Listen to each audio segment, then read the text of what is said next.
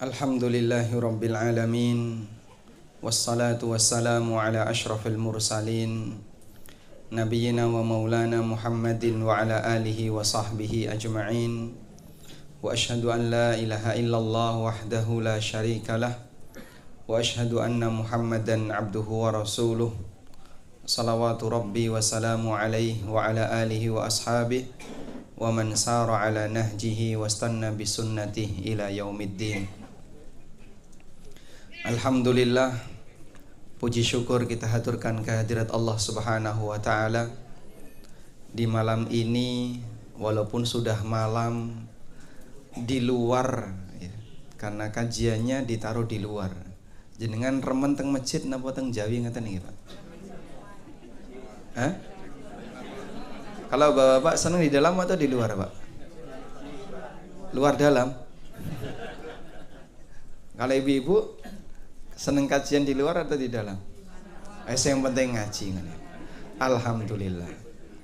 Sebab menungso niku nek kagungan forum pengajian, berarti dia punya tempat untuk bisa membimbing dirinya.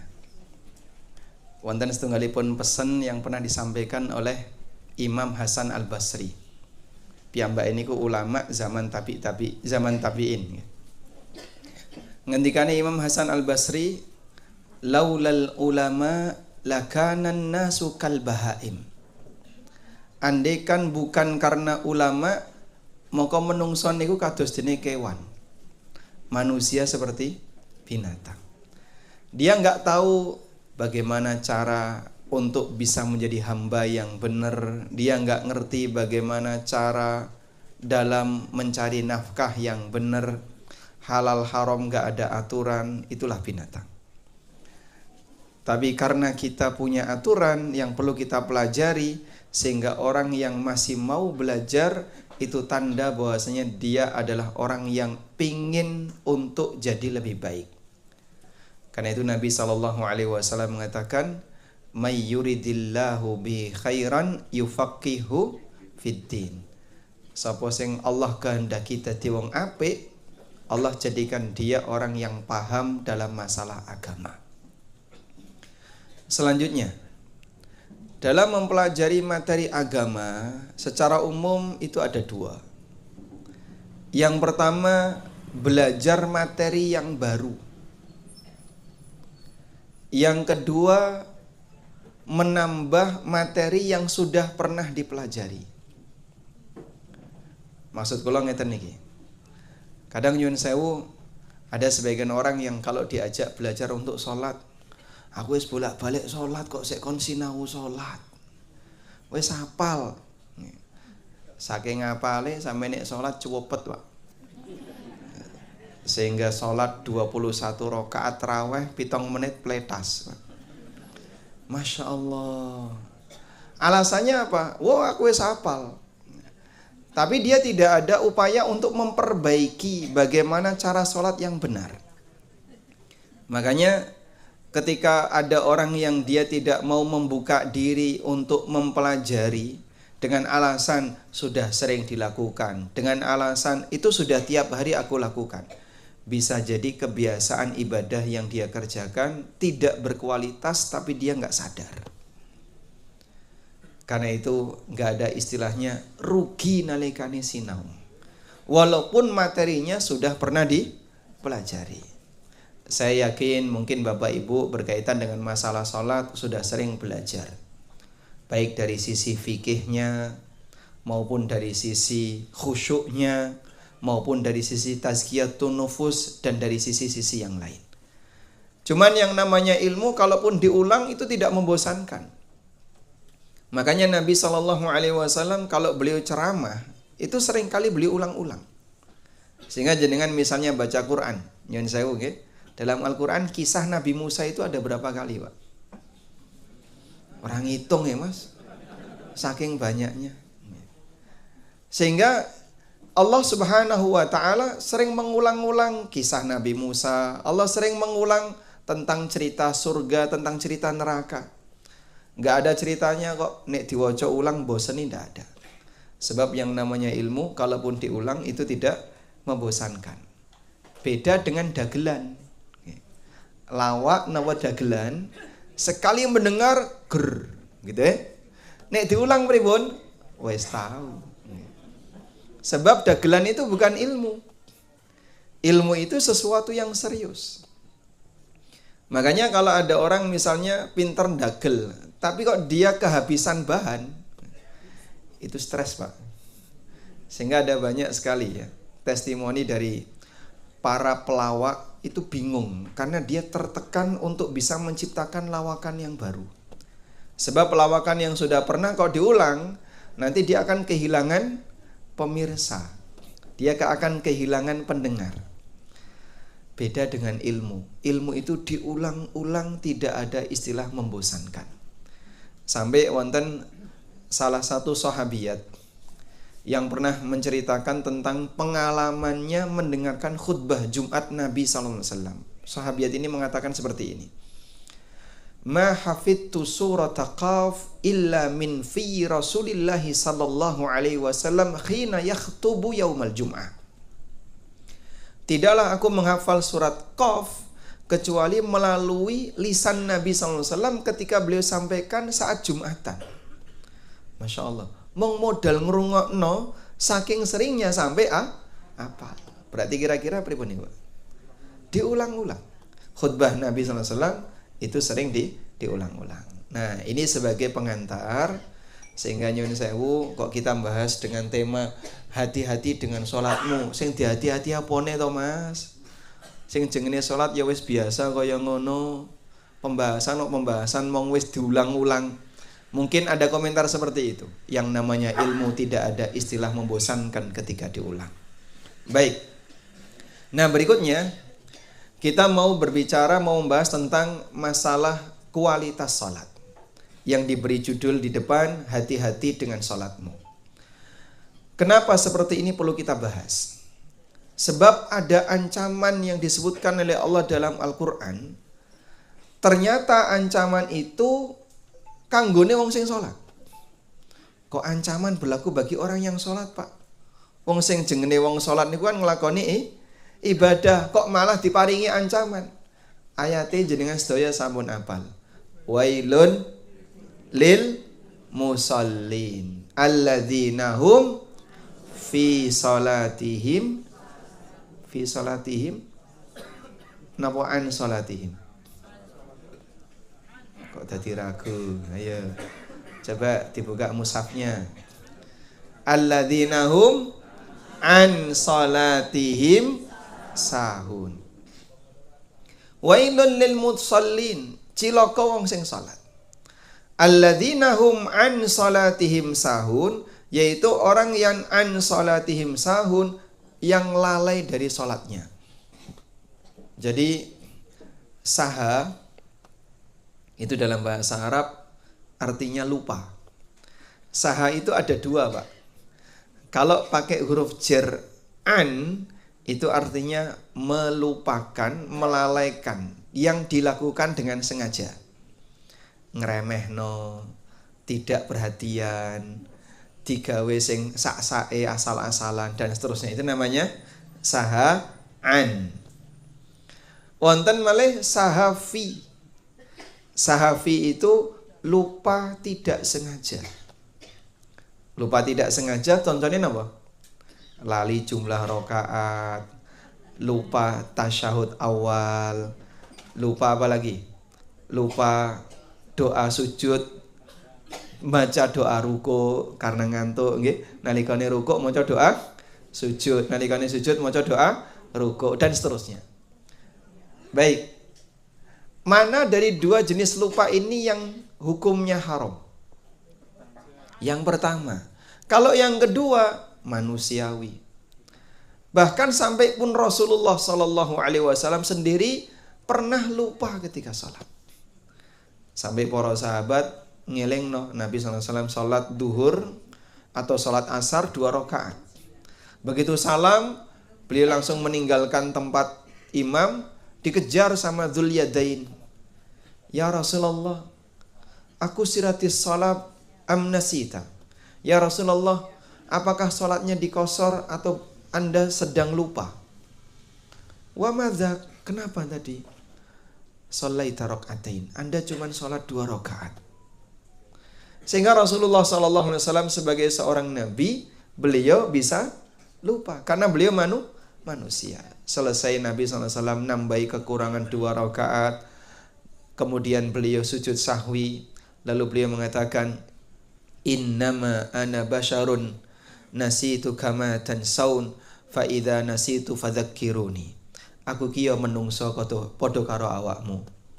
Aku iso lali kadosene awakmu iso lali. Saya bisa lupa sebagaimana kamu lupa.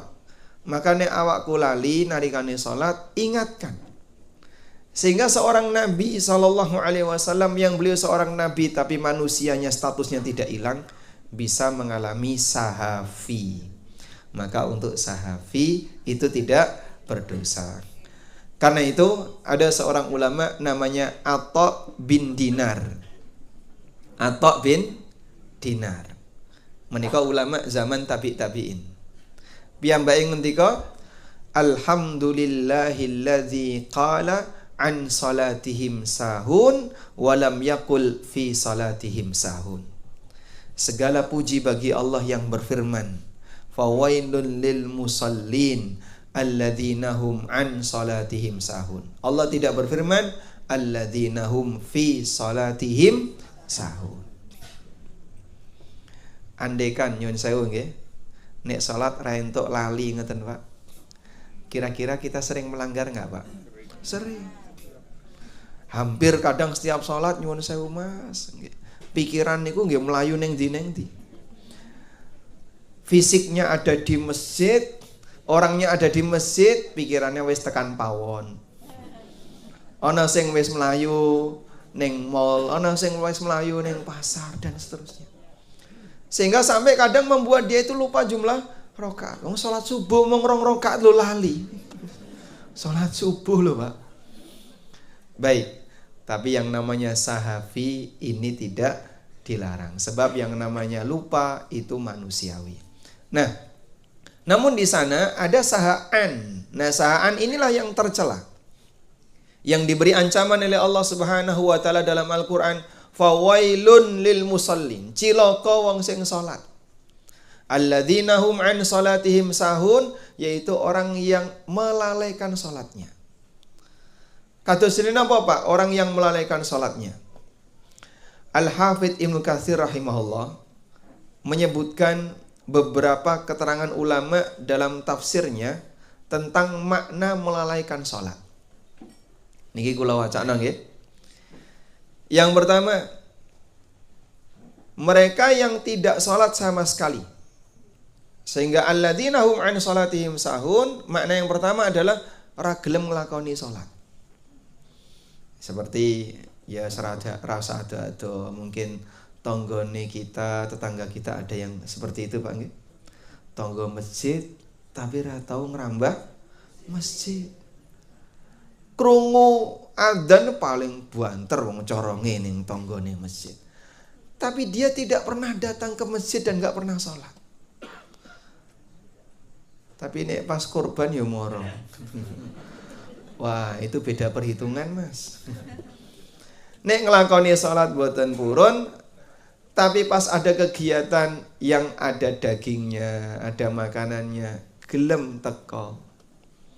Dan seperti ini cukup banyak di masyarakat kita. Mohon maaf ya, ada banyak orang yang punya pikiran seperti ini. Sholat ya padha wae nek ra nyambut gawe ra entuk duit.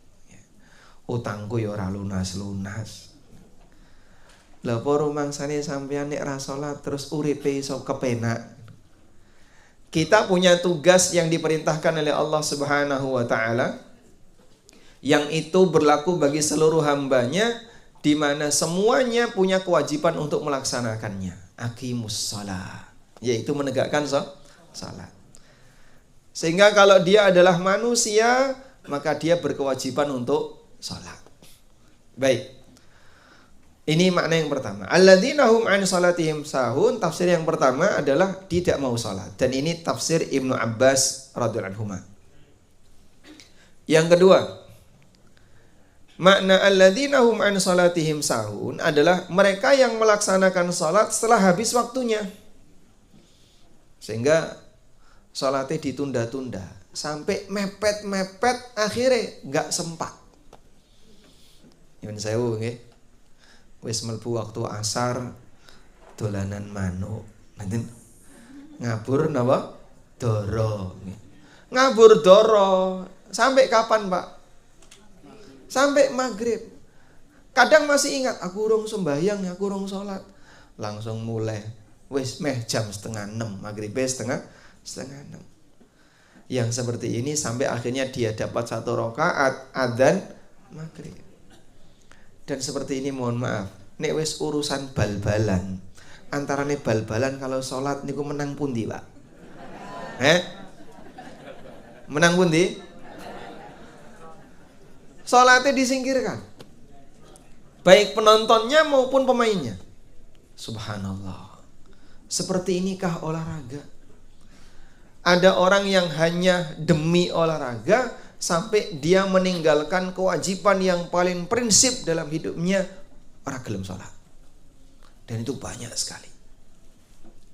Karena itu Bapak Ibu yang dimuliakan Allah Subhanahu wa ta'ala menceritakan tentang khamr dan judi. Di surat Al-Maidah Allah sebutkan ada 10 alasan kenapa khamr dan judi itu dilarang. Salah satunya kata Allah Subhanahu wa ta'ala, wa yasuddakum an dzikrillahi wa anis shalah. Khamr dan judi itu dijadikan alat oleh setan untuk menghalangi kalian dari zikrullah dan dari salat. Sehingga kenapa ini dilarang? Karena orang yang minum khamr atau orang yang main judi itu akan dihalangi oleh setan untuk zikrullah dan melakukan salat. Nah, sekarang ada satu hal yang baru yang kondisinya podo karo khamr lan judi. Napa niku? Bal-balan. Hanya demi bal-balan sampai membuat orang itu lupa dari ingat Allah dan bahkan meninggalkan salat. Yang saya nggih, kul alhamdulillah. Wonten mboten, Pak? Ada 1001 sing ngoten niku, Pak ya. 1000 banding 1. Rata-rata kalau misalnya gol atau jatuh atau apa-apa tiba innalillahi wa inna ilaihi raji'un. Apakah seperti itu penontonnya? Andaikan penonton sepak bola itu mayoritas muslim, Masya Allah, subhanallah, Masya Allah, subhanallah. Kayak nggak yakin saya kalau mereka berzikir. Mau gol, lihat orang jatuh, lihat orang ketendang, dia tidak zikir. Adanya apa? Komentar. Oleh karena itulah, betul yang disebutkan dalam Al-Quran tadi bahwasanya khamr dan judi bisa menyebabkan orang terhalangi untuk zikrullah, dan sekarang ada permainan yang bisa menghalangi orang untuk zikrullah. Jadi kondisinya sama. Baik. Dan yang berpendapat seperti ini adalah Masruq dan Abu Duha. Yang ketiga, yang dimaksud dengan orang yang melalaikan sholat adalah mereka yang suka menunda sholat, sehingga sengaja sholatnya dikerjakan di ujung. Mesti seperti itu. Mbok sholat maghrib, mbok sholat isya. Ya alhamdulillah sholat maghrib masih bisa ke masjid. Biasanya nek teng masjid niku Pak paling rame sholat napa Pak? Maghrib nggih. Maghrib. Oke koncone, dadi melu-melu ta teko. Tapi yang lain ditunda-tunda. Sehingga duhur mepet asar. Asar mepet maghrib. Isya wis anggap itu gek salat. Subuh karipan. Salatnya sudah hampir terbit matahari. Bahkan kadang sudah terbit matahari baru salat. Karena di toiletnya kelamaan. Nah, seperti ini kebiasaan yang seharusnya sudah mulai diselesaikan. Wes, leren-leren kayak ini. Bahaya. Kamu mendapatkan ancaman dari Allah. Tapi aku kan sing penting sholat. Orang sing penting sholat. Sholatnya ya kudu kualitas. Nek mong sing penting dikerjakno, tapi tidak ditompo, bisa jadi justru dia akan mendapatkan dosa daripada dapat pahala. Oleh karena itu kata Al-Hafidz Ibnu Katsir, di antara bentuk orang yang diancam oleh Allah fawailul lil musallin alladzina hum an salatihim sahun adalah menungso sing sengaja nunda-nunda nglakoni salat. Yang keempat, yang dimaksud dengan orang yang melalaikan salatnya adalah mengerjakan salat namun syarat dan rukunnya tidak dipenuhi. Contohnya apa Pak? Nyun sewu, anggere wudu, masih ada anggota wudu yang kering. Kula niki sering menjumpai ada orang kalau cuci tangan itu sampai mana? Sikute garing. Sikute garing.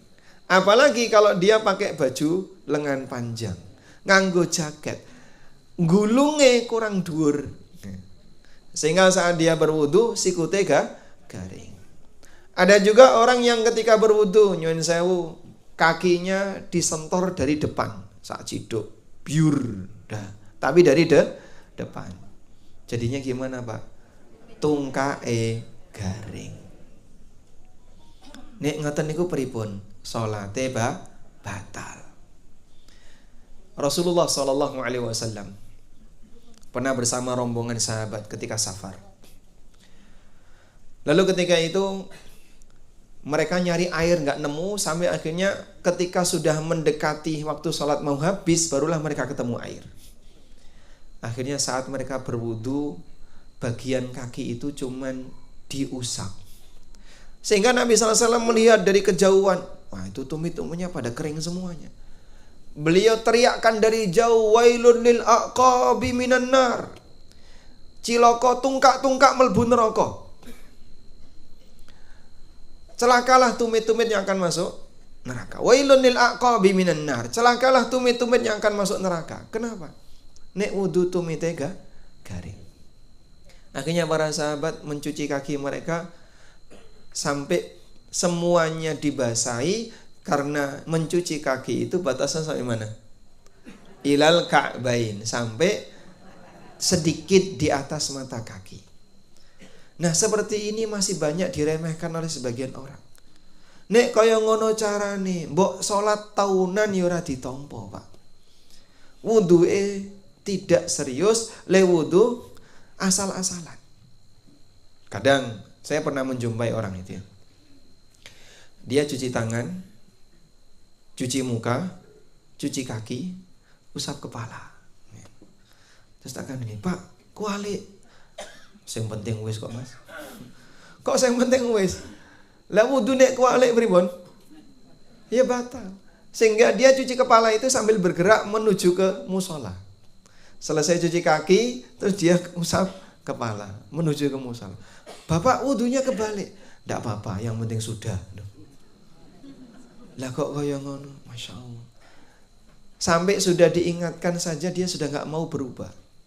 Kalau seperti ini caranya, percuma ngelakoni salat. Sebab ibadah niku wonten aturane.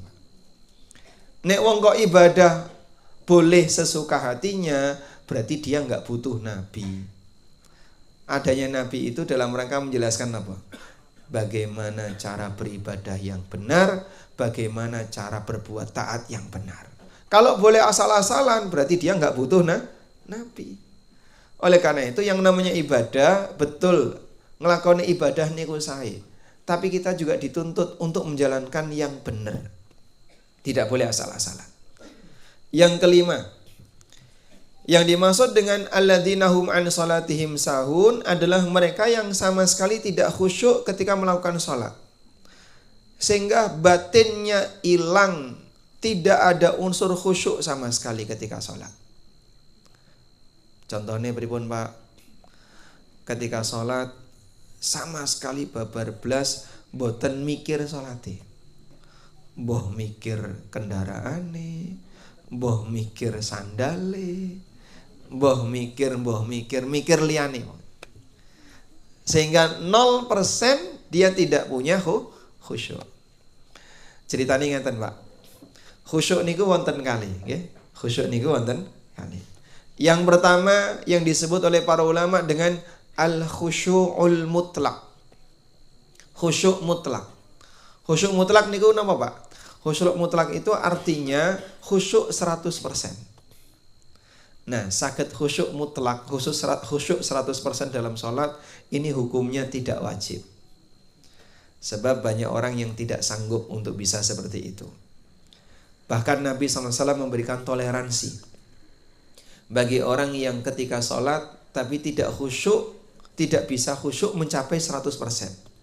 Kata beliau, wa innal abda la yansarifu min salatihi wa ma kutiba lahu illa nisfuha au thuluthuha au rubu'uha au khumusuha au sudusuha au subu'uha dan seterusnya ila usyriha. Ada orang yang dia melakukan salat dan selesai salat dia hanya mendapatkan ganjaran setengahnya, sepertiganya, seperempat, seperlima, seperenam, seper, sampai beliau sebutkan 1/10. Mungkin ada di antara kita yang ketika sholat dapat ganjaran 1/100. Wonten sing nglakoni sholat ganjarannya mung 1/1000. Tergantung dari apa? Kualitas sholatnya. Baik kualitas fisiknya maupun kualitas khusyuknya. Yang kedua, ada yang disebut dengan mutlakul khusyuk. Kalau tadi apa yang pertama? Khusyuk mutlak. Yang kedua apa? Mutlakul khusyuk. Mutlakul khusyuk niku napa, Pak? Ada unsur khusyuk dalam salat. Nah, untuk mutlakul khusyuk niku hukumnya wajib. Apabila salat itu 100% enggak khusyuk, maka salatnya batal. Sehingga dari mulai takbiratul ihram sampai salam blas tidak mikir salatnya. Maka orang seperti ini salatnya tidak diperhitungkan, alias napa? Batal. Karena itu ada pembahasan yang disampaikan oleh As-Sun'ani dalam Subulus Salam Syarah Bulughul Maram nggih. Piyambake menjelaskan tentang hukum menahan kentut ketika sholat. Orang itu kalau sholat nahan kentut angsal napa mboten? Nggih? Angsal napa mboten? Mboten. Anggere kudu ngentut dilosne. Engko bolak-balik wudu. Tergantung napa ne, Pak? Nggih? Tergantung tekanannya, menahannya. Nggih, niki Amir As-Sun'ani rahimahullah ngasih penjelasan. Jadi kata beliau, orang yang menahan kentut ketika sholat itu ada dua. Jika tekanannya besar, tenaga dalamnya Masya Allah, sehingga menyebabkan dia itu memikirkan kentutnya, mulai takbiratul ihram sampai salam saya dipikir mong kentut, maka batal salatnya. Ini berdasarkan sabda Nabi SAW, la salata bihadratit ta'am wala huwa yudafi'uhul akhbathan. Tidak ada salat ketika makanan sudah dihidangkan, dan tidak ada salat sambil menahan ingin buang hajat. Ngampet terus. Mulai takbiratul ihram itu sebenarnya sudah datang tuh tenaga dalamnya itu. Tapi diampet terus. Sampai salam langsung pluncing. Kalau seperti ini, nggih nyuwun sewu, salatnya tidak sah. Kenapa?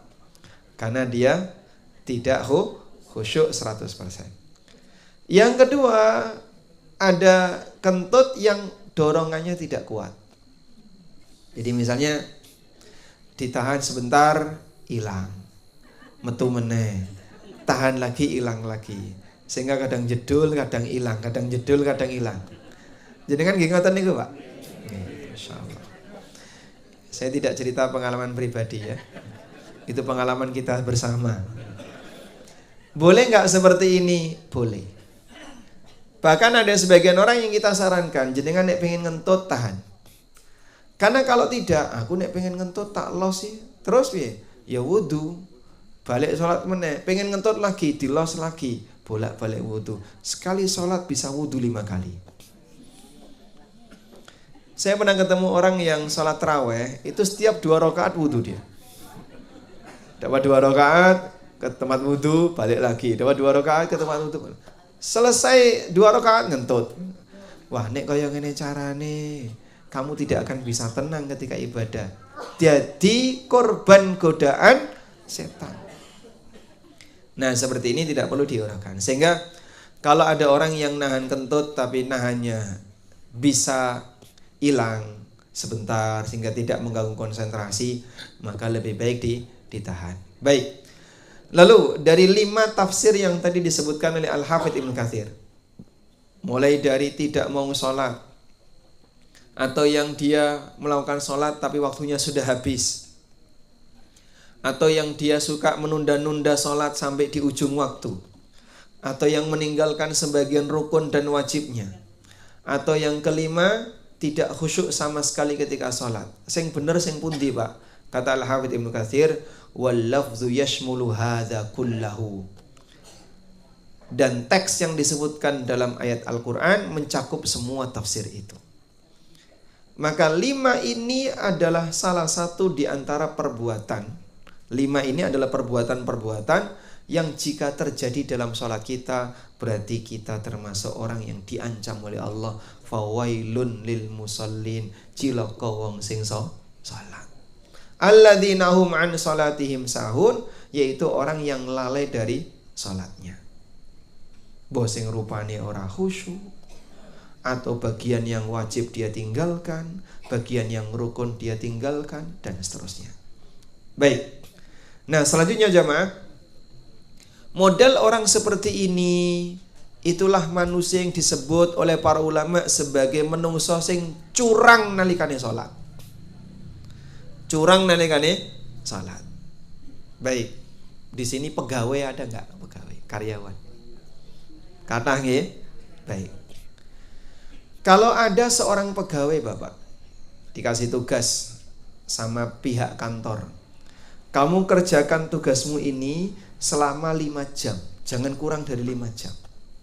Sudah? Terus dikurangi 3 jam mulai. Berarti pegawai seperti ini apa, Pak? Hah? Digaji gajine genep, gajinya penuh, tapi jam kerja dia kurangi. Berarti orang seperti ini curang, korupsi waktu. Kon melbu sepekan 5 hari, mulai Senin sampai Jumat. Tapi kadang sering bolos tanpa alasan.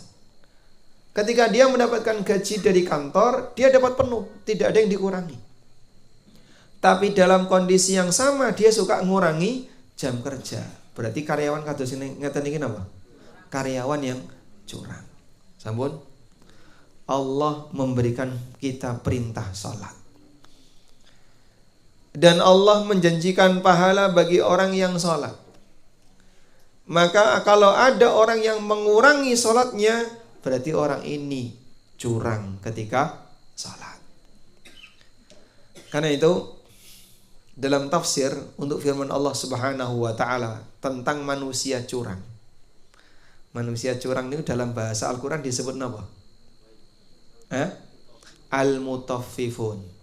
Allah taala berfirman, wailul lil mutaffifin. Cilaka wong sing curang. Celakalah manusia-manusia yang curang. Bagaimana bentuknya? Alladzina hum an salatihim sahun.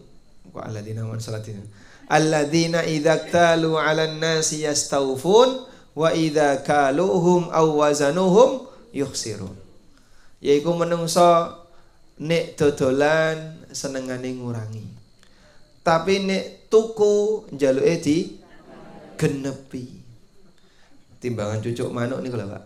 Wis jelek mbok diangeti. Padahal wis jelek. Itu kalau beli. Tapi kalau jual sukanya apa? Mengurangi. Nggih. Nyuwun sewu. Jenengan nek tumbas gorengan mendet piyambak niku milih sing gedhe napa sing cilik? Nggih? Sing gedhe. Niku selisih pinten senti to, Pak? Antarane sing gedhe karo sing cilik niku, Pak. Hah? Wah, mboten enten setunggal senti, Pak. Mata itu loh, saking jelinya, dia bisa melihat perbedaan selisih 2 mili. Kisah gede itu, di mak Masya Allah. Nah itu contoh ya, orang kalau beli dia mintanya apa? Dipenuhi. Jangan tumbas bensin eceran nih Kang ya Pak. Itu kan selisih ketinggian bensin di kepala botol, selisih berapa mili Pak?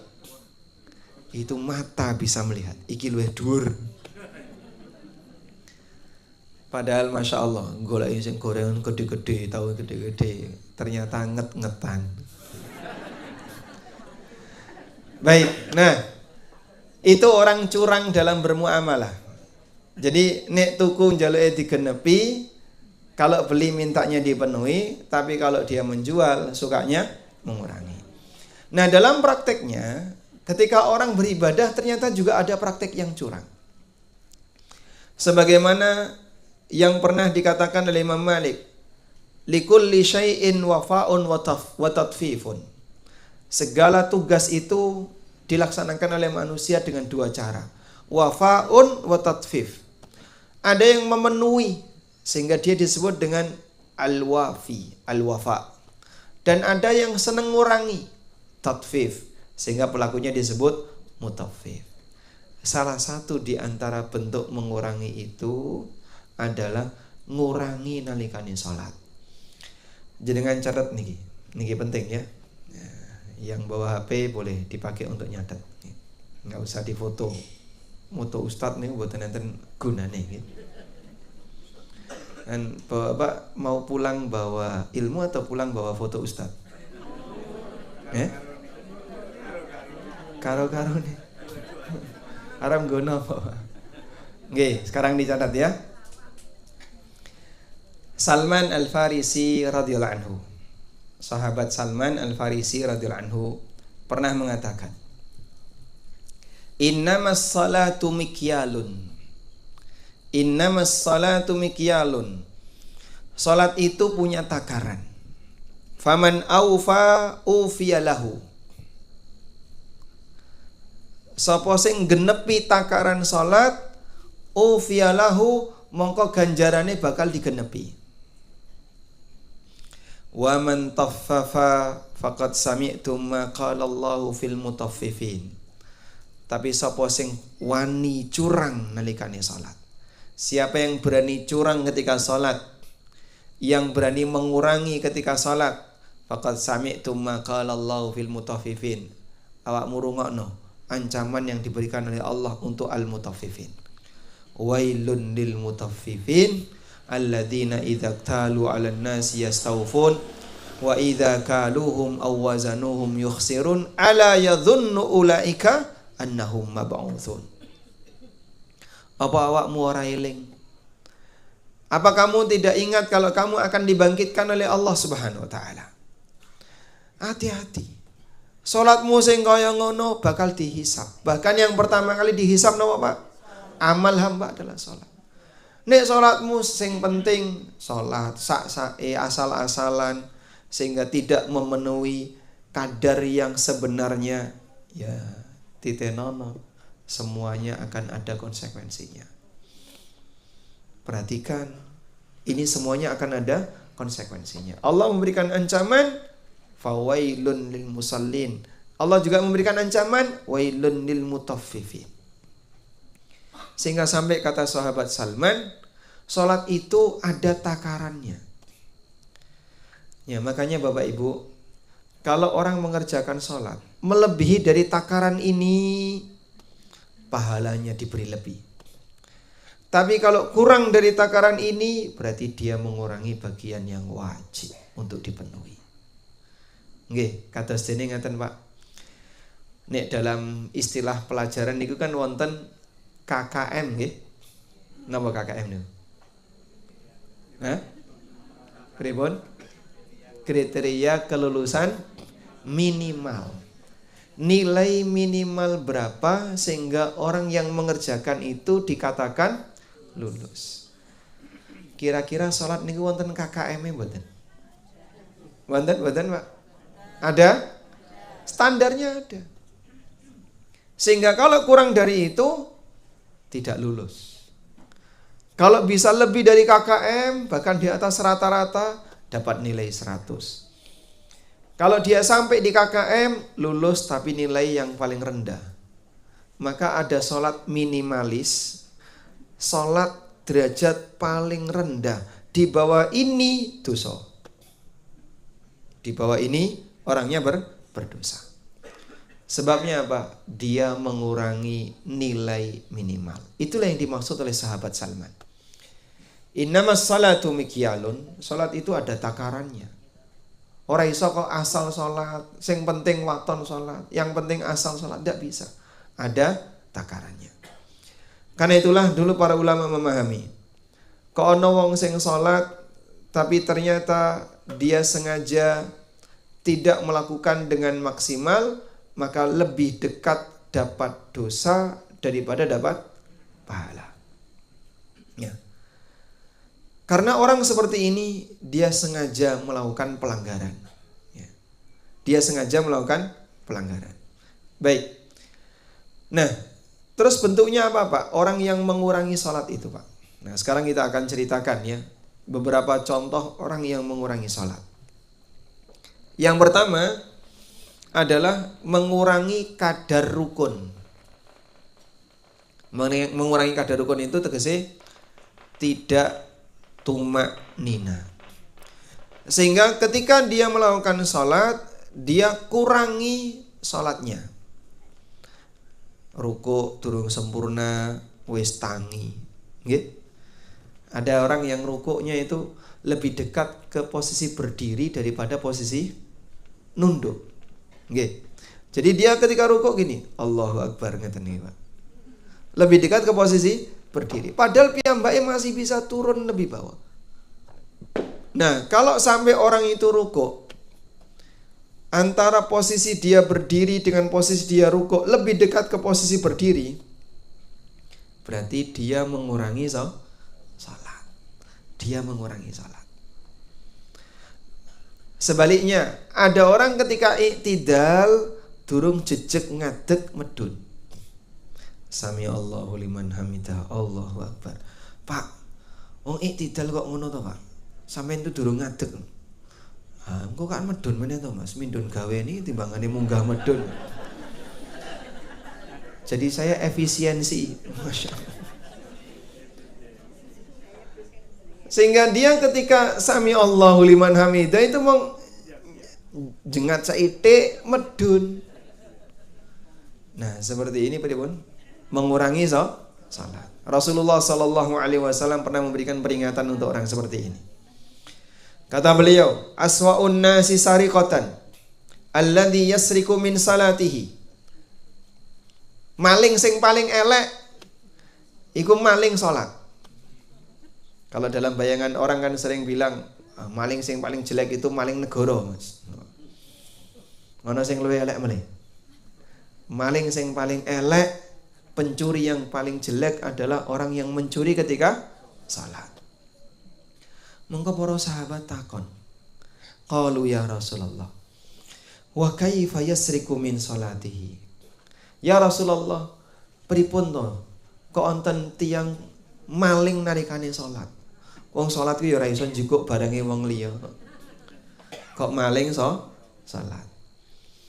Lalu kata Nabi SAW, la yutimmu ruku'aha wa la sujudaha, au qala la yuqimu sulbahu fir ruku'i was sujud. Yang dimaksud orang yang maling ketika salat adalah dia tidak menyempurnakan rukuk dan sujudnya. Nalikane nglakoni rukun tidak sempurna. Sujud itu dahi belum mendarat wis tangi. Lho Pak, jarine diwaca ping 3, Subhana rabbiyal a'la ping 3. Kula niki nggih sampun. Ha nggih. Jenengan nalikane turun sujud, Allahu Akbar, Subhana rabbiyal a'la, Subhana rabbiyal a'la, terus tangi. Maca Subhana rabbiyal a'la niku dibaca saat bergerak turun. Sehingga belum waktunya mendarat, bahkan kadang nggak nyentuh, durung nutul, wis tangi. Ya bener, ngakune maca ping 3, tapi dia baca dalam proses bergerak, perjalanan menuju sujud. Kalau seperti ini caranya, percuma sholat. Ini orang yang dapat dosa nalikane sholat karena dia sengaja melakukan sholat tapi rusak sholatnya. Baik. Termasuk juga dalam hal ini adalah orang yang tidak sempurna ketika i'tidal. La yuqimu sulbahu fi ruku'i wa sujud. Dia tidak mengangkat sulbinya ketika bangkit dari rukuk dan sujud. Sehingga ketika i'tidal masih nekuk. Ketika duduk di antara dua sujud, dari sujud Allahu Akbar, durung lungguh Allahu Akbar. Padahal kan duduk di antara dua sujud, jenengan itu belum duduk. Orang seperti ini sholatnya batal. Kenapa? Karena dia meninggalkan rukun. Nyun sewu, saya ketemu orang seperti ini dan beliau usianya 70-an tahun. Jadi waktu itu saya sholat jamaah di sebuah masjid di luar ya, bukan di kampung tempat tinggal kami.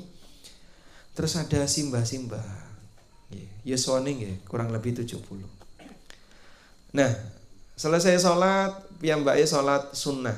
Saya ketahuannya kan beliau sholat sunnah cepet. Terus tak tunggu nih. Wah ini beresiko ini. Kok nek dielingno nyampluk ya resiko saya. Nggih nyuwun sewu berkenalan, setelah itu saya sampaikan. Ya, nyuwun sewu simbah. Jenengan nek salate kados ngaten niki nggih keliru. Ya, karena saya perhatikan tadi dari rukuk ke i'tidal itu belum bangkit. Sami Allahu liman hamidah gini. Terus langsung turun. Terus cuma nutul. Nah kalau seperti ini caranya, sholatnya batal. Usianya sudah 70 tahun, tapi seperti itu sholatnya percuma. Coba saya bacakan peristiwa berikut ini. Yang namanya dakwah itu memang beresiko Pak. Tapi seperti inilah, ngelingno wong niku nggih, ngoten niku nggih, kadang dimusuhi oleh orang yang diingatkan. Jangankan orang lain, kadang wong tua ning anak saja kadang pekewu. Engko aku nek sing ngomong nesu ngilang teko omah. Itu padahal orang tua kepada anak lho, Pak. Sampai kadang ada sebagian orang tua yang mau negur anaknya, pripun? Isin rawani. Pekewu, maju mundur. Itulah resiko amar ma'ruf nahi mungkar. Amalnya para nabi nggih ngoten niku. Amar ma'ruf nahi mungkar. Baik. Sahabat Hudzaifah Ibnul Yaman radhiyallahu anhu. Sahabat Hudzaifah Ibnul Yaman itu punya gelar sahibu sirrin Nabi sallallahu alaihi wasallam. Pemilik rahasia Rasulullah sallallahu alaihi wasallam.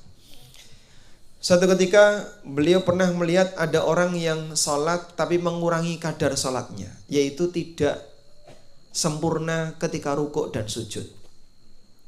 Dan gerakannya cepat. Maka selesai salat, Hudzaifah bertanya, "Mundu mata tusalli mithla hadza?" Sejak kapan kamu salat dengan cara seperti ini? Lalu orang itu mengatakan, "Arba'ina sana." Ya, kurang lebih 40 tahun yang lalu. Masya Allah. Berarti kira-kira umurnya pinten? 40? Nah, berarti kan lahir langsung sholat. Kira-kira umurnya berapa? Anggaplah dihitung dari balik, berarti umur 55. Sejak kapan kamu sholat seperti ini? 40 tahun yang lalu. Berarti kurang lebih usianya 55. Kalau dia sholatnya sejak balik. Lalu Hudzaifah mengatakan, "Ma shallaita mundu arba'ina sana." Nek kaya ngene carane salatmu ra dianggep selama 40 tahun. Wah, ngomong kaya ngono nek zaman saiki ya. Kamu itu siapa? Kamu kan bukan Tuhan. Kok berani-beraninya menilai salat orang lain? Salatmu batal. Karena tidak tumak nina. Kalau tidak tumak nina, salatnya batal. Kaya ngono kok dibelani, apalagi jadi bahan kebanggaan. Didaftarkan untuk jadi rekor muri terawih tercepat sejagat. Sejagat nopo nih. Jadi tidak ada orang yang salat secepat itu tapi dibanggakan. Sampai diwawancarai, melbu TV, ya. Do seneng sehingga dia melaksanakan salat. Masya Allah. Ini aslinya bukan salat tapi senam. Makanya jenengan nek ngrungokno videone niku nggih. Saya nonton videonya. Bismillahirrahmanirrahim. Dolin. Allahu Akbar. Sing krungu mong dolin. Allahu Akbar, dolin, Allah. Dolin niku artinya apa, Pak? Hah? Dolin niku artinya apa? Orang yang sesat. Bismillahirrahmanirrahim. Dolin. Sing krungu kan mong bismillah karo dolin. Saking cepatnya sampai sing jelas yang jelas terbaca dan bisa kita dengar itu cuma 2 kalimat. Bismillah sama dolin. Allahu Akbar. Masya Allah. Kalau ketemu sahabat Hudzaifah langsung divonis ya.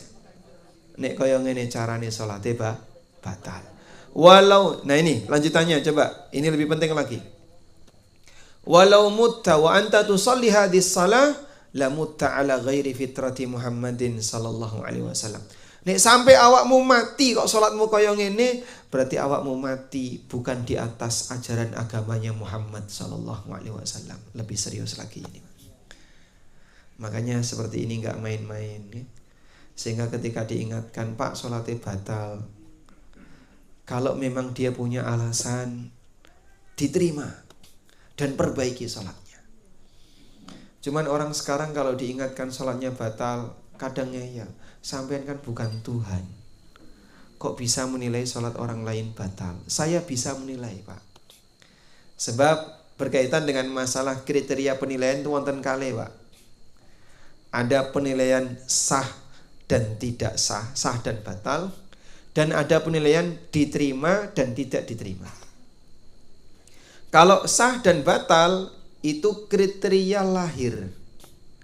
Tegese pripun, Pak? Menungso bisa menilai. Kita bisa menilai, bahkan kita bisa menilai sholatnya orang lain. Itu kalau masalah sah dan batal. Nggih. Nyun sewu. Bapak tadi ikut sholat jamaah Isya enggak? Ikut, Pak? Ikut. Nggih. Ikut ya? Bapak yakin enggak imamnya sah? Hah? Imamnya jenengan nalikane sholat Isya berjamaah tadi sah napa batal? Imamnya loh. Saya tidak tanya sholat Bapak ya. Sholatnya imam. Nggih? Sah yakin? Kenapa? Karena syarat makmum boleh bertahan itu ketika dia yakin imamnya sah. Kok misalnya nyuwun sewu jenengan berdiri persis di belakang imam. Mangbu selengut. Wah. Kok rada mambu saiki. Krungutus. Oh. Tapi imamnya orang ngaku. Tetap bertahan di situ ya. Izin rana sing wani melengsarkan saya. Sehingga dia tetap bertahan jadi imam. Jenengan sing ngerti pripun, Pak? Ya? Yang ngerti salatnya tidak sah. Tapi kalau yang enggak tahu misalnya makmumnya sampai belakang-belakang karena enggak tahu, salatnya sah karena mereka enggak tahu. Dan imamnya berdosa dalam hal ini karena dia bertahan melakukan ibadah pada posisi itu batal. Nah, saat orang itu sholat, maka kita bisa menilai ini sah atau batal. Tapi kalau menilai diterima atau tidak ada yang tahu kecuali Allah. Makanya kalau jenengan dinilai sama orang lain, nek kaya ngene sholatmu ora ditampa. Nah, itu ndak boleh. Dari mana kamu tahu? Tapi kalau sholatmu batal, itu boleh. Karena masalah batal dan sah itu berkaitan dengan apa? Kriteria lahiriah yang bisa dilihat oleh orang. Nggih, sholatnya jenengan Isya tadi sah atau batal? Ibu-ibu, sah apa batal? Yakin? Sing ragu wonten mboten? Takon baleni. Yakin saya? Karena Anda tahu Semua rukun sudah saya kerjakan mas, wajibnya juga saya kerjakan, syaratnya juga sudah saya penuhi, saya tidak melakukan pembatal, berarti sampean sudah memenuhi, sah. Sholatnya sah. Seperti itu kita dalam kondisi yakin, karena kita bisa menilai. Nah, yang bisa dinilai dari orang lain ketika sholat, salah satunya adalah kecepatan gerakan tadi. Makin cepat, makin batal.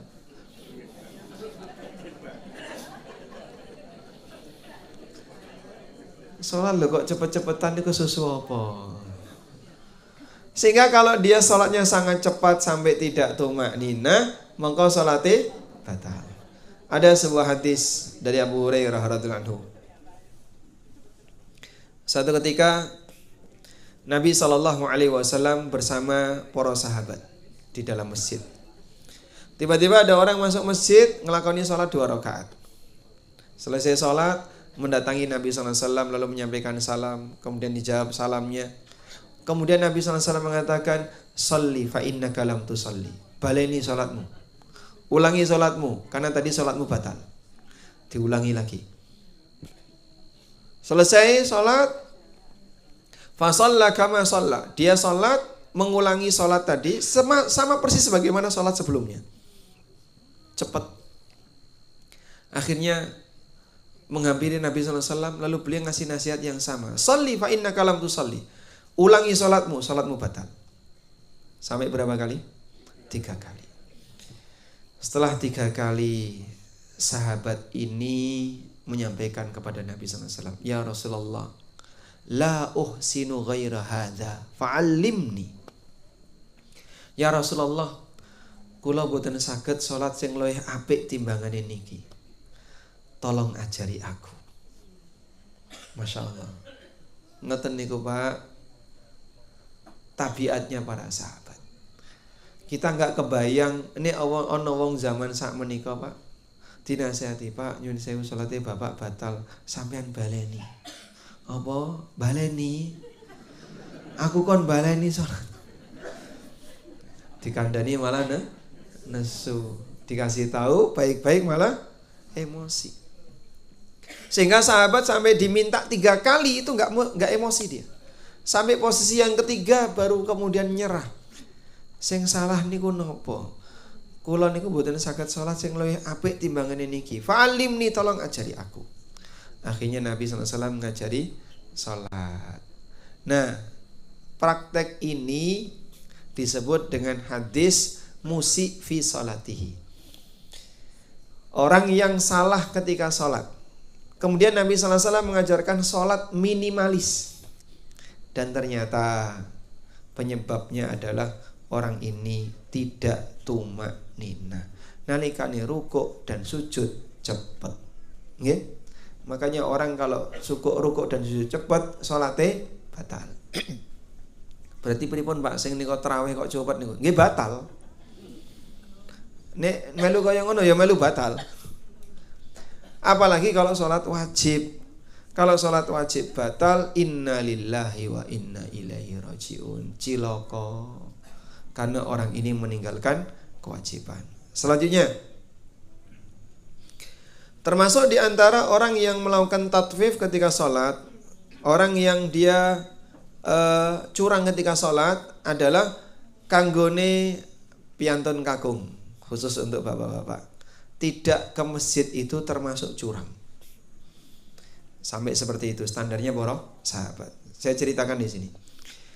Imam Malik dalam kitabnya Al-Muwatta meriwayatkan bahwa ketika Umar bin Khattab radhiyallahu anhu pulang sehabis sholat asar, beliau ketemu dengan orang yang tidak ikut sholat asar berjamaah.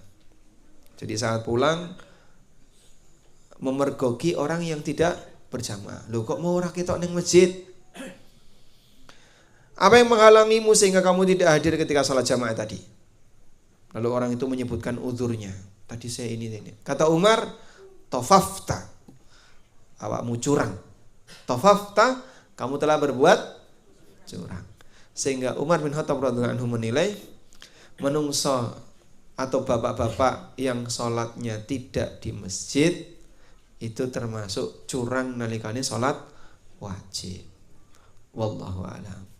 pun ngantuk nggih. Alhamdulillah nggih. Kula niki nggih pun nyawang jenengan kok ana sing liar-liar, ana sing manduk-manduk ini karo merem. Insyaallah didongengi nggih. Ini kan cuaca Magelang niku adem nggih. Apalagi dikasih pengajian merem. Nggih, pun cekap alhamdulillah. Demikian wassallallahu ala nabiyyina Muhammadin wa ala alihi wa sahbihi wasallam. Ada tanya jawab boten mangke. Nggih. Ini saya kembalikan ke panitia. Nyuwun sewu Pak Ustadz MC. Tadi yang mau bertanya?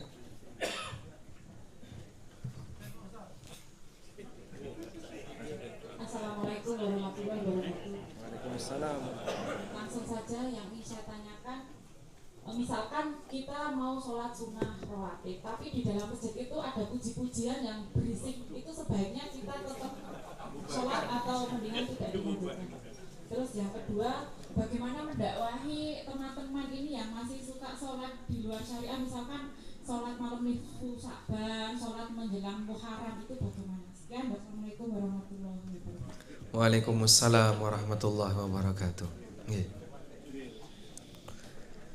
Baik, memang terkadang ada ya sedikit dilema yang terjadi di tengah kaum muslimin dengan adanya kebiasaan sebagian orang. Nyun sewu. Dzikir niku pada prinsipnya pelan atau keras, Pak? Dzikir niku, Pak. Sahabat niku pernah, Pak, dzikir dengan bungok-bungok, Pak. Jadi ada dzikir yang disyariatkan untuk keras makin bagus. Dan ada dzikir yang disyaratkan untuk pelan. Dzikir yang disyariatkan untuk keras contohnya apa, Pak? Adzan. Adzan makin keras makin bagus. Kenapa? Karena salah satu fungsi adzan itu apa? Memberitahu masuknya waktu sholat, memanggil masyarakat untuk datang sholat berjamaah. Sehingga ketika adzan, maka Nabi SAW memilih sahabat sing suaranya paling seru. Sinten niku? Bilal. Padahal yang bermimpi adzan siapa? Abdullah bin Zaid. Saat Abdullah bin Zaid cerita kepada Nabi SAW, ya Rasulullah, mimpi adzannya diceritakan. Kata Nabi SAW, hadir ru'ya salihah. Ini mimpi yang benar. Ajarkan adzan ini kepada Bilal, fa innahu andanu sautan minka. Sebab Bilal niku suaranya lebih kenceng daripada kamu. Maka yang adzan bukan yang mimpi Abdullah bin Zaid, tapi yang adzan Bilal bin Rabah. Baik. Dan ada zikir yang disyariatkan untuk dibaca pelan. Pada umumnya zikir disyariatkan untuk dibaca pelan, seperti zikir setelah sholat, zikir sebelum sholat wajib, sebelum iqamah. Zikir-zikir pada umumnya dibaca dengan pelan. Nyun sewu, kalau jenengan berdoa masuk ke toilet, baca apa, Pak? Allahumma inni a'udzubika minal khubuthi wal khaba'ith.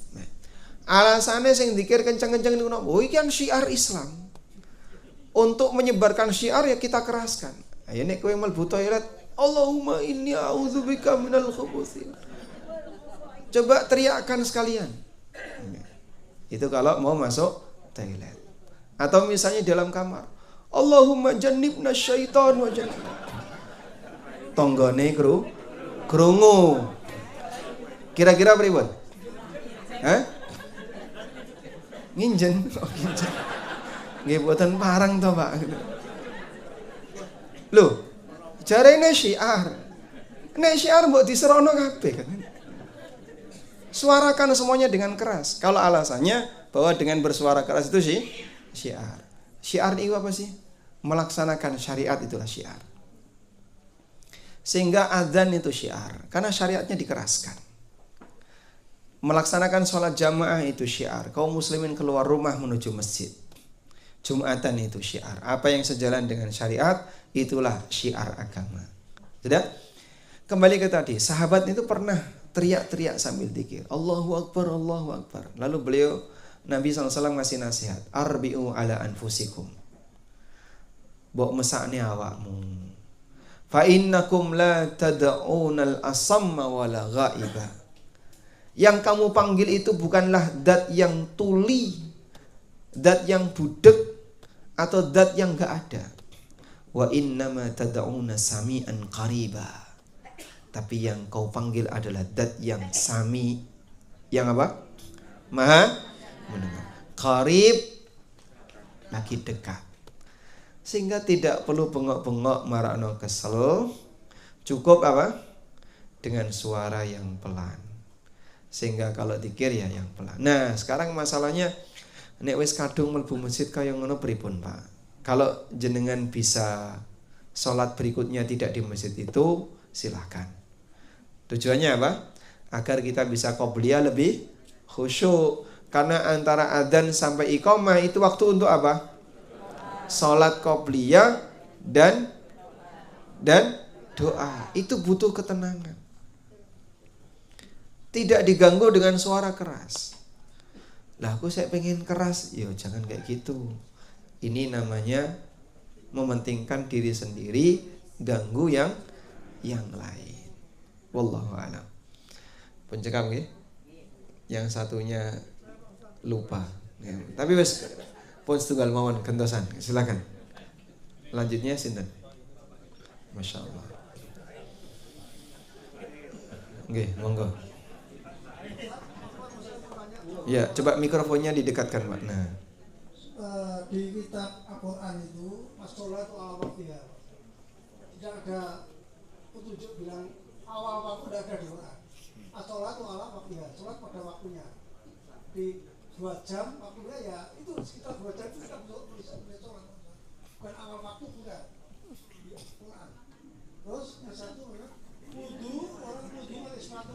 Nggih, nyun sewu. Kalau yang pertama berarti nggak ada pertanyaan, Pak ya? Untuk pakai sepatu, nggih? Nggih. Iya. Siap. Nggih. Sampun jawab. Masya Allah, baik. Baik, jadi as-salatu ala waqtiha tidak ada dalam Al-Quran, Pak ya? Kalimat itu tidak ada dalam Al-Quran. Itu hadis riwayat Bukhari. Bukan di teks Quran. Kalau teks Qurannya surat An-Nisa, innas salata kanat 'alal mu'minina kitaban mauquta. Itu teks dalam Qurannya. Sesungguhnya salat itu adalah kewajiban bagi orang mukmin yang mauqutan, yang ditetapkan waktunya. Ngaten, Pak? Baik. Selanjutnya tentang as-salatu ala waqtiha, ini pertanyaan Ibnu Mas'ud radhiyallahu anhu. Ketika beliau bertanya kepada Nabi sallallahu alaihi wasallam, "Ya Rasulullah, ayul a'mali afdal?" Ya Rasulullah, amal apa sing paling afdal? Kata Nabi sallallahu alaihi wasallam, as-salatu ala waqtiha. Salat yang paling amal yang paling afdal adalah salat tepat waktu. Ala waqtiha artinya on time, bukan in time. On time bukan in time. Salat on time. Salat on time itu gimana? Salat yang tepat waktu. Kalau ada orang yang salat dan dia memang masih di rentang waktunya, tapi sengaja nunda-nunda, itu masuk kategori salatnya wong munafik. Kok ngoten, Pak? Ada hadisnya. Rasulullah SAW pernah bersabda dalam hadis riwayat Muslim. Orang munafik itu diceritakan oleh Allah. Nyun sewu, wong munafik niku salat napa mboten, Pak? Salat. Allah berfirman, innal munafiqina fid darkil asfali minan nar. Wong munafik niku wonten ing kerake neraka. Di ayat yang sebelahnya, wa idza qamu ilas salati qamu kusala yuraunan nasa wala yadhkurunallaha illa qalila. Wong munafik niku nang likane salat qamu kusala, males-malesan. Yuraunan nas, ditambah riya, wala yadhkurunallaha illa qalila, dan tidak berzikir kepada Allah kecuali sedikit. Jadi kali-kali salat ora khusyuk babar blas. Niku salate wong munafik. Nah, Nabi SAW pernah cerita tentang salatnya wong munafik. Tilka salatul munafik, tilka salatul munafik. Kaya ngono salate wong munafik. Kaya ngono salate wong munafik. Ya jelis yarkubu syamsa, wong leha-leha santai nyawang jam. Yarkubu syamsa, lihat matahari. Hatta idza gharabat baina qarnai syaitan. Sampai nalikane srengenge itu baru mau tenggelam, naqara arba'an. Orang ini mematuk 4 kali. Tegese pripun? Cepat. Sehingga ketika matahari sudah mau tenggelam, artinya apa? Sudah mau masuk waktu maghrib. Ngelakoni 4 rakaat, kata Nabi sallallahu alaihi wasallam, kaya dene pitik nyucuk nakara. Nakara itu artinya mematuk. Notol ping 4. Tegese pripun? Cepet. Moko wong sing salat kok iki senam dudu salat. Tuwaga patuwaga. Ngoten nggih, Pak? Apa gunane? Yang disebut oleh Nabi sallallahu alaihi wasallam tilka salatul munafik. Maka salahnya orang munafik ketika salat, 1, nalikane salat waktunya ditunda. Sehingga memang betul di Al-Qur'an tidak ada kok Pak kalimat salat di awal waktu, enggak ada. Kalau di Quran adanya salat ditetapkan waktunya, kitaban mauquta, kewajiban yang ditetapkan waktunya. Cuman disebutkan dalam hadis, salat yang terbaik adalah ala waktiha, yang on time. Nah, yang on time ini ada yang terbaik dilakukan di bagian awal dan secara umum seperti itu. Dan ada salat yang baik dilakukan di akhir karena sebab tertentu. Apa itu? Isya. Nabi SAW pernah secara sengaja beliau nunda salat isya sampai pripun? Tengah malam. Bukan sampai subuh ya. Bukan sampai mepet subuh, tapi sampai tengah malam. Sehingga anak-anak sudah pada tidur, ibu-ibu sudah pada tidur. Enggak, yang suaminya di masjid. Para sahabat di masjid. Umar bin Khattab radhiyallahu anhu ngetuk rumah Rasulullah SAW. Ya Rasulullah, qad namatin nisa'u wasibyan. Ya Rasulullah, ibu-ibu dan anak-anak sudah pada tidur. Kok jenengan belum keluar untuk ngimami sholat isya? Jadi ditunggu itu sampai tengah malam.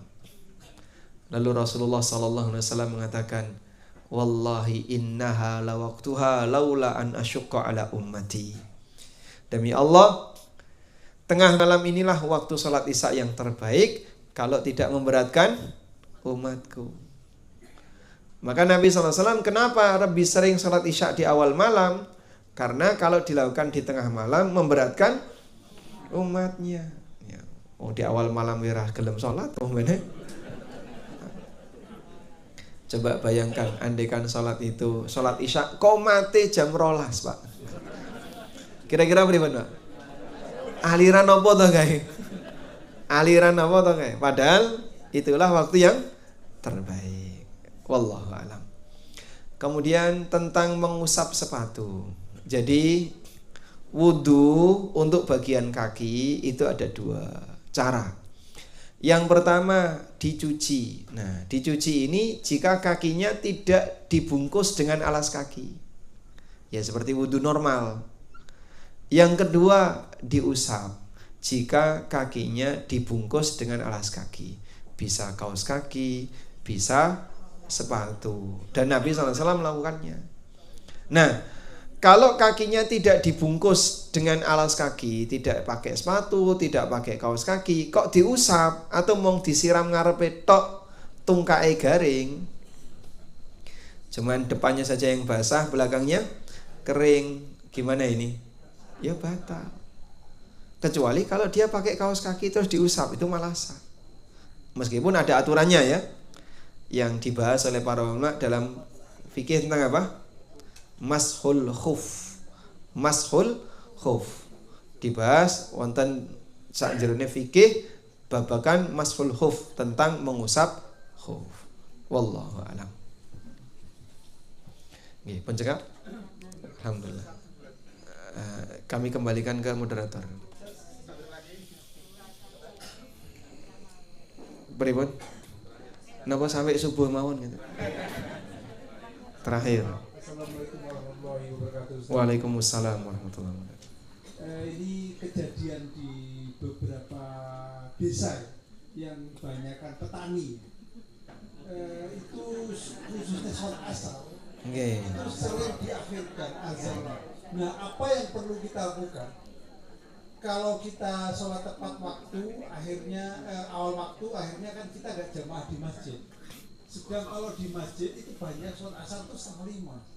Bahkan di sholat kalau adzan di jam 3 ditegur, Ustaz. Itu gimana, Ustaz? Apa yang perlu kita lakukan? Nggih. Niku Magelangan. Nasi goreng. Daerah Magelang, Wonosobo, terus Boyolali, Temanggung, Purworejo,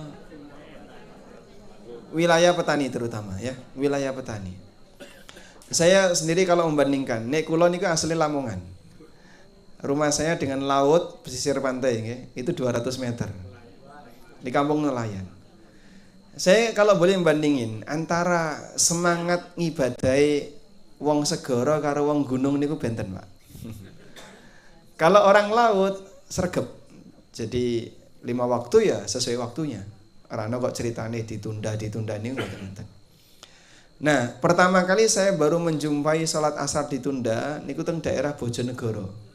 Nah, itu kan memang kampung itu mayoritas petani dan aturannya di situ. Jadi adzan niku setengah gangsal kata saya. Adzan asar setengah 5. Adzan asar setengah 5, komate meh jam 5 niku. Nggih. Setengah jam berikutnya buka puasa. Karena waktu itu saya pas Ramadan. Masya Allah, nek kaya ngene ceritane nggih nyun sewu. Ini menggeser waktu. Nah, sekarang hukumnya bagaimana? Kalau Bapak buka referensi buku-buku Syafi'iyah, misalnya Matan Ghaya wa Taqrib saja, salah satunya yang paling dekat ya. Matan Abi Syuja. Nama lainnya kan Matan Ghaya wa Taqrib. Matan Abi Syuja itu menyebutkan bahwa waktu sholat niku wonten kali. Ada waktu ikhtiyari dan ada waktu doruri. Waktu ikhtiyari niku napa, Pak? Waktu ikhtiyari adalah waktu rentang waktu di mana orang boleh milih walaupun dia tidak punya udzur. Mau di depan, mau di tengah, mau di akhir silahkan. Rentang waktu ikhtiyari. Sudah? Bagi yang tidak punya udzur, dia harus mengerjakan sholat di waktu ikhtiyari. Yang kedua waktu doruri. Waktu doruri itu waktu di mana bagi orang yang punya kondisi darurat boleh mengerjakan di waktu itu. Tapi bagi yang tidak punya kondisi darurat berdosa mengerjakan sholat di waktu itu. Waktu doruri dan waktu ikhtiyari untuk sholat asar niku napa? Batasnya adalah matahari kuning. Kalau sholat asar dikerjakan dari mulai masuk waktu asar sampai menjelang matahari kuning, mau di awal, di tengah, di akhir, misal sekarang ini asar jam pinten? Jam 3, maghrib jam setengah 6. Jadi kurang lebih mungkin dalam rentang 1 jam itu waktu ikhtiyari. Dari mulai jam 3 sampai jam 4 itu waktu ikhtiyari. Nah, orang mau mengerjakan sholat asar jam 3 pas, jam 3:04, jam setengah 4, jam 4 kurang 1/4, jam 4 monggo. Karena ini di rentang waktu ikhtiyari. Walaupun dia nggak punya udzur. Waktu doruri, nek srengenge pun kuning. Nah, wis kuning, itu masuk doruri. Kalau ada orang tidak punya udzur sengaja ngerjakan sholat asar di waktu doruri, podo karo wong munafik nih Bapak. Tilka sholatul munafik. Kaya ngono salate wong munafik, wong lunggah-lungguh nyawang srengenge.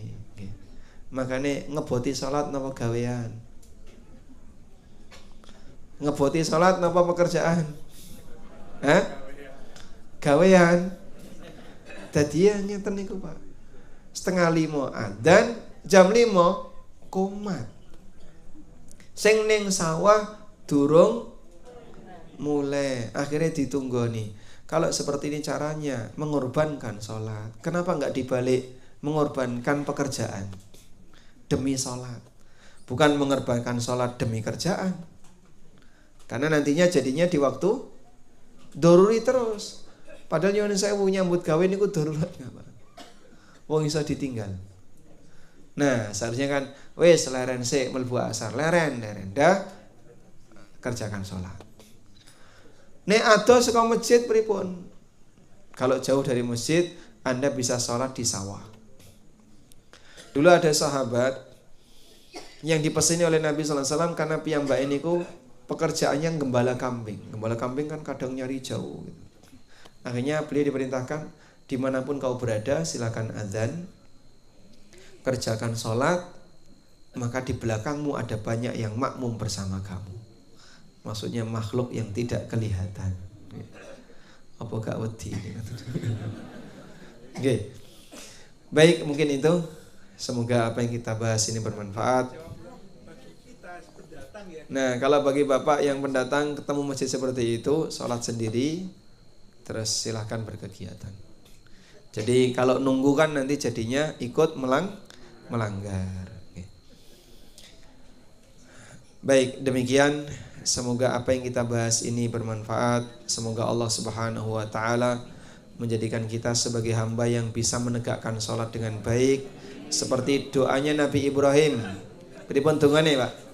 Rabbi ja'alni muqimas salati wa min dzurriyyati. Allahumma anfa'na bima 'allamtana wa 'allimna ma yanfa'una warzuqna ilma. Rabbana ja'alna muqimi salatana. Wa sallallahu ala nabiyyina Muhammadin wa ala alihi wa sahbihi wa sallam.